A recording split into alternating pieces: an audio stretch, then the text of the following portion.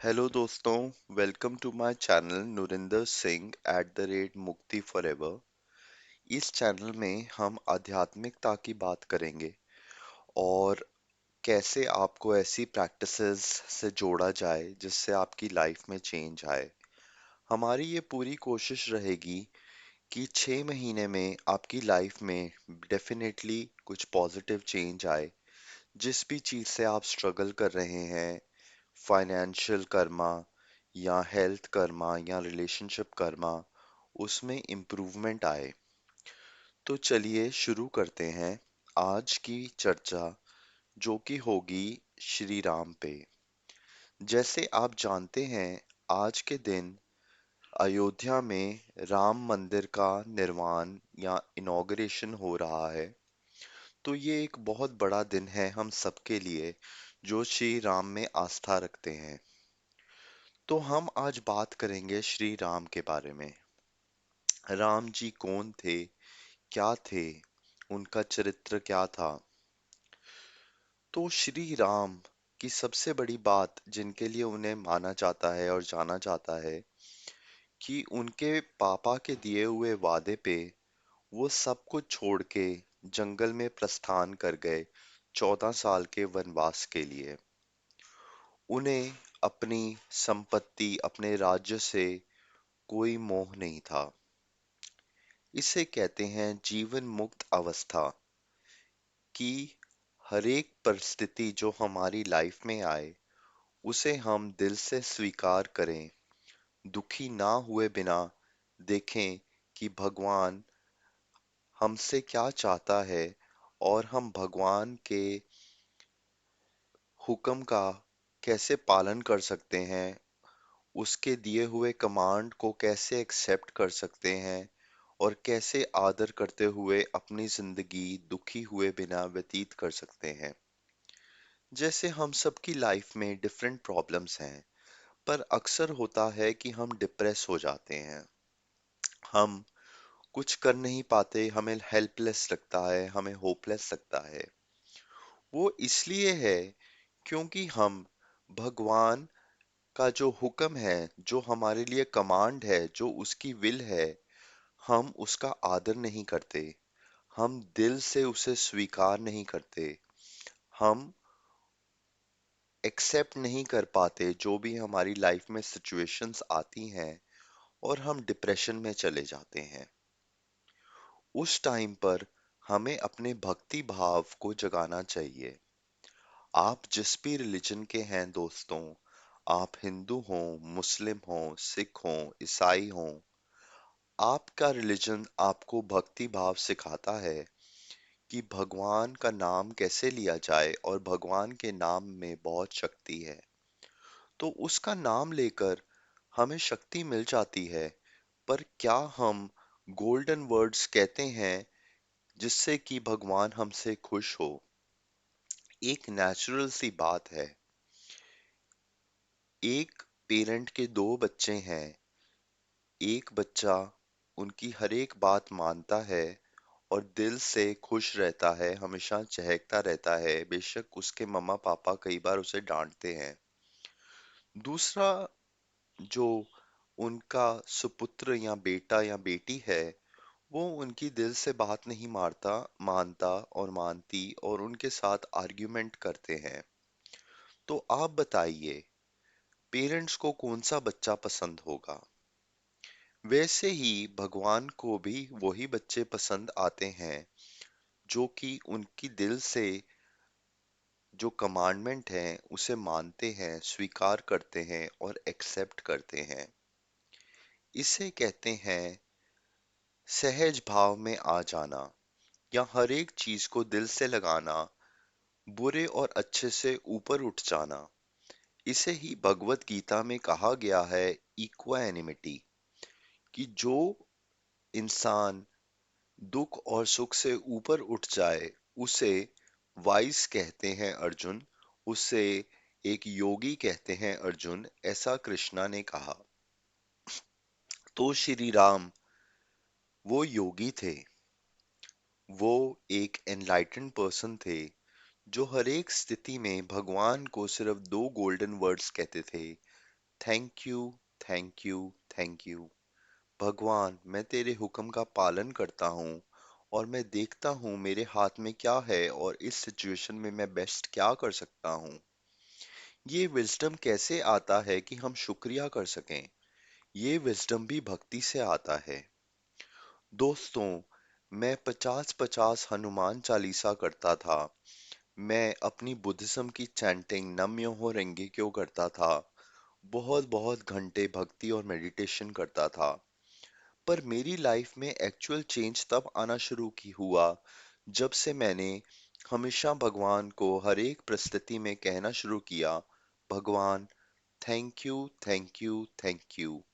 ये जो प्रॉब्लम्स भी तूने दी हैं भगवान, इसे मेरे रास्ते में डालने के लिए थैंक यू, ताकि मैं इससे ग्रोथ कर सकूं, मैं इससे अपनी लाइफ में कुछ बदलाव कर सकूं, अपना कैरेक्टर बिल्ड कर सकूं, और ये एक प्रॉब्लम नहीं, ये मेरे लिए एक अपॉर्चुनिटी बन जाए। और यही होता है, अगर हम हर एक सिचुएशन में एक्सेप्ट करते हैं, तो हमारे लिए वो प्रॉब्लम को देखने का नजरिया बदल जाता है।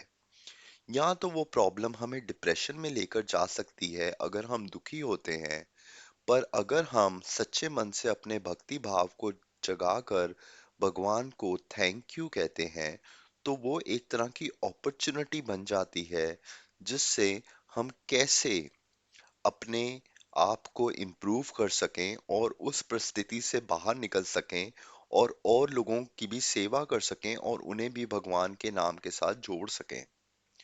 तो वैसे ही थे श्री राम। वो एक योगी थे, वो एक एनलाइटेंड पर्सन थे। आगे बात करें श्री राम की, तो उनके सेवा भाव की बात करते हैं। जब वो जंगलों में चले गए दोस्तों, तब क्या उन्होंने वो सर पकड़ के बैठ गए कि हे भगवान, ये तूने मेरे साथ क्या कर दिया? क्या उनसे कोई बात करने आता था, कि सन्यासी लोग बात करने आते थे कि श्री राम, हमें ये राक्षस दुखी कर रहे हैं, आप इनका वध कीजिए? तो वो क्या कहते थे, ठहरो एक मिनट, मेरा सर दर्द हो रहा है, मेरा सारा राज्य चला गया, मेरा सब कुछ चला गया और मैं जंगलों में भटक रहा हूं, तुम चले जाओ। क्या वो ऐसे थे? नहीं, वो बुरी परिस्थिति में होते हुए भी खुश रहते हुए सेवा करते थे सबकी। उनके पास कोई आता था तो वो हमेशा ये सोचते थे कि मैं इस इंसान की दिल से क्या मदद कर सकता हूँ। वो राक्षसों का वध करते थे, वो सन्यासियों को बचाते थे, और जब उनकी पत्नी माँ सीता का हरण कर लिया गया और रावण उन्हें ले गए, तब भी वो थोड़े क्षण के लिए दुखी हुए, पर फिर उन्होंने अपने भक्ति भाव को जगाकर फिर से निर्णय लिया कि मैं टूटे बिना इस परिस्थिति में भी सबसे अच्छा क्या कर सकता हूँ। धीरे धीरे उस मार्ग पे चलते हुए उस राक्षस तक पहुंचे, उन राक्षसों के किंग तक पहुंचे और उसका भी वध किया। तो ये थे हमारे श्री राम। पर आज क्या हो रहा है दोस्तों, हम राम को सिर्फ बाहर देखते हैं, हम उनके चरित्र को याद नहीं करते हैं।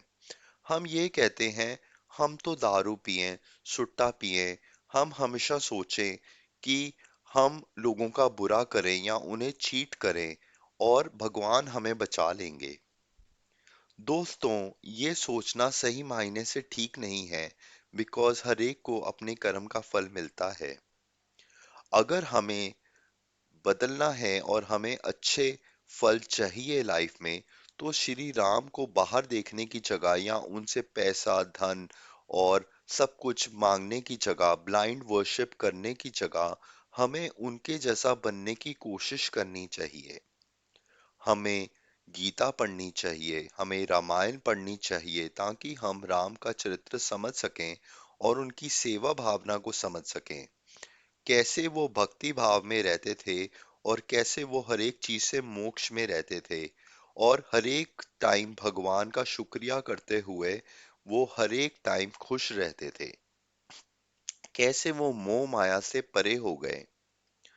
तो दोस्तों, श्री राम बाहर नहीं है, श्री राम कहीं हमारे अंदर ही हैं। अगर हम दिल से उन्हें मानते हैं तो हमें उनसे प्रे करना चाहिए कि श्री राम, आप मेरे दिल में समाएं, आप मुझे भी अपने जैसा बनाएं। जब दुनिया में दोस्तों हर एक कोई मानेगा कि श्री राम मेरे अंदर हैं या मुझे ही राम जैसा बनना है, तब इस धरती से पाप खत्म हो जाएगा। तब हम ये नहीं कहेंगे कि हम तो जितना मर्जी पाप करें, हम तो भक्ति करते हैं तो भगवान हमें बचा लेगा, श्री राम हमें बचा लेंगे। पर हम तब ये सोचेंगे कि हम ही राम हैं, हम और ऐसा कुकर्म नहीं कर सकते, हम किसी और को ठग नहीं सकते। तो ये जब सोचनी हम सबके अंदर आ जाएगी कि हम भी श्री राम जैसे बने और हमें अपना कैरेक्टर स्ट्रॉन्ग करना है और अपने आप को इम्प्रूव करना है, तब सही मायने में दुनिया में और हम में परिवर्तन आएगा। पर दुनिया में परिवर्तन लाने के लिए हमें अपने आप में परिवर्तन लाना सबसे ज्यादा जरूरी है दोस्तों। तो आशा है कि सबको ये थोड़ी सी कथा श्री राम की और उनके चरित्र के बारे में अच्छी लगी होगी। आज अयोध्या में श्री राम जी के मंदिर का निर्माण है, इनॉग्रेशन है। सबको बहुत बहुत बधाई हो दोस्तों। और इसी के साथ हम अपनी फर्स्ट वीडियो के एंड पर आते हैं दोस्तों।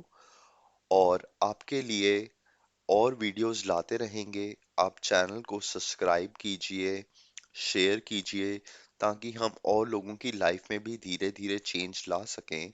और इस चैनल की पूरी कोशिश होगी कि 6 महीने के अंदर आपकी लाइफ में कुछ पॉजिटिव चेंज लाया जाए दोस्तों। हम आगे काफी विषयों के बारे में चर्चा करेंगे, जैसे prana violet healing, Usui reiki, Buddhism, Nichiren Buddhism और गुरुजी की वाणी और उनके चैनल की भी हम आगे इंफॉर्मेशन देते रहेंगे आपको। थैंक यू दोस्तों सुनने के लिए। आपका दिन शुभ रहे और आप भगवान के साथ हमेशा कनेक्टेड रहें। जय श्री राम।